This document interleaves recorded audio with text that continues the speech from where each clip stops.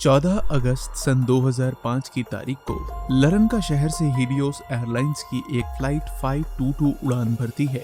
ये flight check Republic की राजधानी प्राग की ओर बढ़ रही थी, मगर बीच रास्ते में अचानक इस प्लेन के साथ कुछ ऐसा हुआ जिसने इसमें सवार सभी 121 मुसाफिरों की जान ले ली। ये कहानी है ग्रीस के सबसे भयानक हवाई हादसे की, जिसमें धरती से हजारों फीट की ऊंचाई पर विमान उड़ तो रहा था, मगर उसे उड़ा रहे पायलट बेहोशी की हालत में थे। केवल इस विमान को उड़ा रहे पायलट ही नहीं, बल्कि इसमें सवार सभी अन्य लोग भी ऑक्सीजन की कमी के चलते बेहोश हो गए थे। आखिर जब इस विमान में मौजूद सब के सब लोग बेहोश थे, तो ये प्लेन उड़ कैसे रहा था? आखिर इस हादसे के पीछे की असल वजह क्या थी? जानेंगे ये सभी बातें आज की इस केस स्टडी में। 14 अगस्त सन 2005 की सुबह 9:02 पर लरनका इंटरनेशनल एयरपोर्ट पर हीलियोस एयरवेज का एक विमान फ्लाइट 22 उड़ान भरने के लिए बिल्कुल तैयार थी। प्लेन में सवार पायलट कुछ चीजों का मुआयना करके इंजन ऑन कर देते हैं, जिसके बाद कुछ देर तक रनवे पर क्रूज करते रहने के बाद ये विमान आसमान का रुख करता है, मगर हवा में पहुंचते ही इसका कॉकपिट एक अलार्म की आवाज से गूंज उठता है। दरअसल ये टेक ऑफ कॉन्फ़िगरेशन अलार्म था, जो तब बजता है जब पायलट ने टेक ऑफ करते वक्त कोई गड़बड़ की हो, मसलन प्लेन के फ्लैप सही दिशा में ना हो, या फिर इंजन चालू होने के बाद भी ब्रेक्स एंगेज्ड हों, या फिर रनवे टेक ऑफ के अलाइनमेंट में ना हो, तो ऐसी सूरत में भी ये अलार्म बज सकता है। मगर फ्लाइट 522 के केस में ऐसा कुछ नहीं था। हमारी फ्लाइट तो फिलहाल जमीन से 12,000 फीट की ऊंचाई पर उड़ान भर रही थी। ऐसे में इस अलार्म का बजना वाकई चौंका देने वाला था। कुछ देर तक अलार्म की गूंज के बीच उड़ते रहने के बाद जब ये विमान 18,000 फीट के ऑल्टीट्यूड पर जा पहुंचा, तो कुछ और अलार्म्स ने भी बजना शुरू कर दिया। कूलिंग वार्निंग, लो एयर फ्लो जैसी बहुत सी छोटी मोटी समस्याएं खड़े होने लगी। जल्द ही प्लेन में मास्टर कॉशन की लाइट भी जल उठी, जो इस बात का संदेश देती है कि प्लेन में बहुत सारे सिस्टम सही ढंग से काम नहीं कर रहे हैं। अभी प्लेन के कॉकपिट में ये उथल पुथल चल ही रही थी कि पीछे पैसेंजर सीट के ऊपर लगा ऑक्सीजन मास्क ड्रॉप हो गया।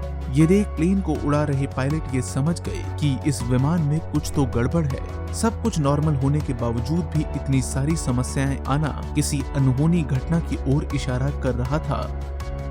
खतरे को भाप कैप्टन ने फौरन हीलियोस कमांड सेंटर में कॉल लगाया और रेडियो पर अपनी क्वेरी रजिस्टर करी।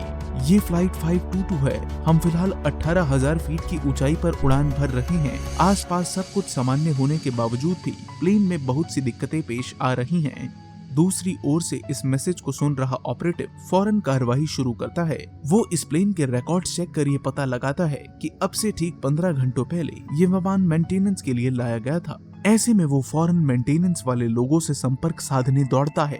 फ्लाइट मेंटेनेंस के लिए जिम्मेदार इंजीनियर को फौरन लाइन पर लिया जाता है। वो पायलट से सवाल करते हुए कहता है, आपके जहाज में प्रेशर कंट्रोल मैनुअल पर है या ऑटोमेटिक पर? मगर दूसरी ओर से इसका कोई जवाब नहीं आता है। हालांकि ये विमान अब भी एटीसी से कनेक्टेड था और सही सलामत उड़ान भी भर रहा था, मगर दूसरी ओर से कोई भी आवाज एटीसी तक नहीं पहुंच रही थी। एटीसी ऑपरेटर्स द्वारा कई बार पायलट से बात करने की कोशिश की गई, मगर उन्हें किसी भी तरह का कोई जवाब नहीं मिल रहा था। मानो जमीन से 18,000 फीट की ऊंचाई पर जाकर वो सभी लोग एकदम से खामोश हो गए हों। अब एविएशन अथॉरिटीज के पास एकमात्र विकल्प था इस प्लेन के करीब जाकर देखना कि आखिर इस प्लेन में ऐसा हुआ क्या जिसने सबको खामोश करके रख दिया है।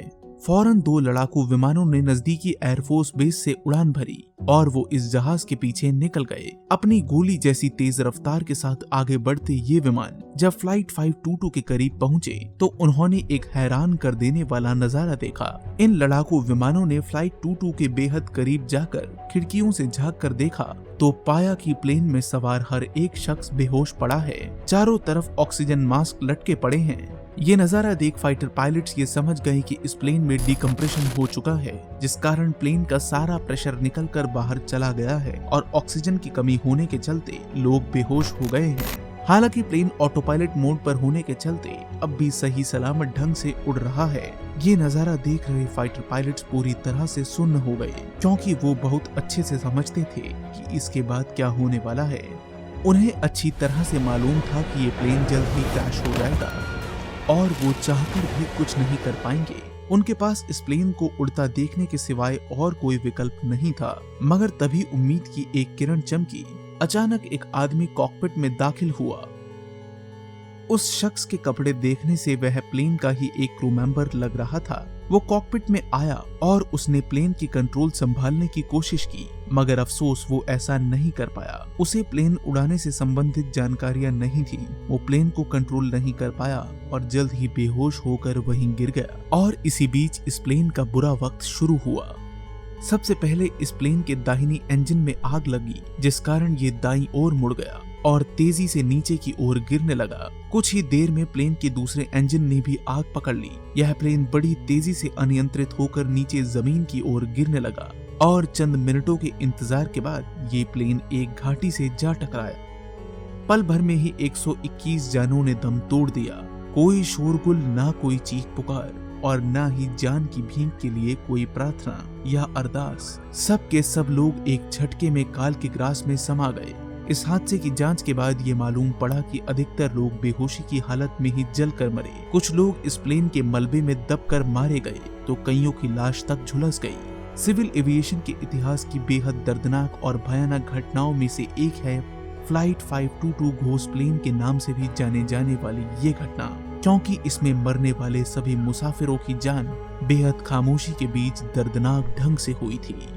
इस हादसे के तुरंत बाद खोजी टीम घटनास्थल पर पहुंची। प्लेन के मलबे के बीच से सभी लाशों और ब्लैक बॉक्स को बरामद कर लिया गया।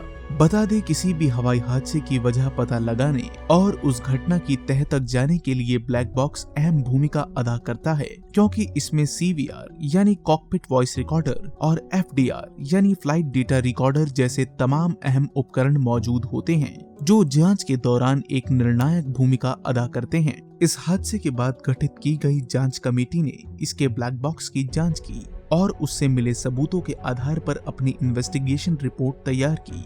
आइए अब हम उसी इन्वेस्टिगेशन रिपोर्ट की ओर चलते हैं और इस हादसे की असल वजह को जानने की कोशिश करते हैं। देखिए, इस प्लेन में समस्याओं की शुरुआत तो इसके उड़ान भरने के साथ ही हो गई थी। उड़ान भरते ही टेक ऑफ कॉन्फ़िगरेशन अलार्म का बज उठना इस बात का इशारा करता था कि प्लेन में बहुत सी टेक्निकल खामियां थी। इस दुर्घटना से चंद घंटों पहले प्लेन के कैबिन क्रू द्वारा इस बात की शिकायत की गई थी कि प्लेन के कंप्रेशन पैनल में कुछ गड़बड़ है, जिसकी जांच हेतु टेक्निकल टीम ने प्लेन के कंप्रेशन सिस्टम को ऑटोमेटिक पे शिफ्ट करके मैनुअल पर सेट कर दिया था, ताकि वो इसके भीतर का प्रेशर बढ़ाकर लीकेज का पता लगा सके। अपनी इस रूटीन जांच के दौरान इंजीनियर्स के दस्ते ने प्लेन में सब कुछ ठीक पाया। उन्होंने इस प्लेन को अपनी अगली उड़ान के लिए बिल्कुल दुरुस्त पाया और इसे इसकी अगली फ्लाइट के लिए भेज दिया, और यहीं इस हादसे की पूरी पटकथा लिखी गई थी। प्लेन की मेंटेनेंस करने वाले इंजीनियर्स की लापरवाही के चलते ये हादसा हुआ।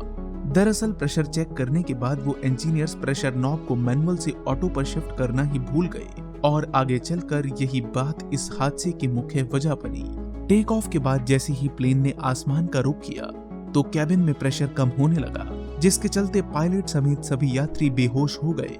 जबकि एक आम केस में होता ये है कि प्लेन का कंप्रेशन मैकेनिज्म ऑल्टीट्यूड बढ़ने पर ऑटोमेटिकली प्रेशर भी बढ़ा देता है, मगर यहाँ नॉब के मैनुअल पर होने के चलते ये अनहोनी हुई। जब ये प्लेन 12,000 फीट के ऑल्टीट्यूड पर पहुंचा तो कॉकपिट में एक अलार्म बजा था, जो असल में ऑल्टीट्यूड प्रॉक्सिमिटी अलार्म था, जिसे समझने में पायलट से गलती हो गई थी। उन्होंने अनजाने में इसे टेक ऑफ कॉन्फ़िगरेशन अलार्म समझ लिया था और बिना सोचे समझे विमान की ऊंचाई बढ़ाकर 18,000 फीट तक ले आई। नतीजन प्लेन में हाइपर डीकम्प्रेशन हो गया और सब के सब बेहोश होकर वहीं पड़ गए। इस बीच जब तक मेंटेनेंस की टीम उनसे बात कर पाती तब तक बहुत देर हो चुकी थी।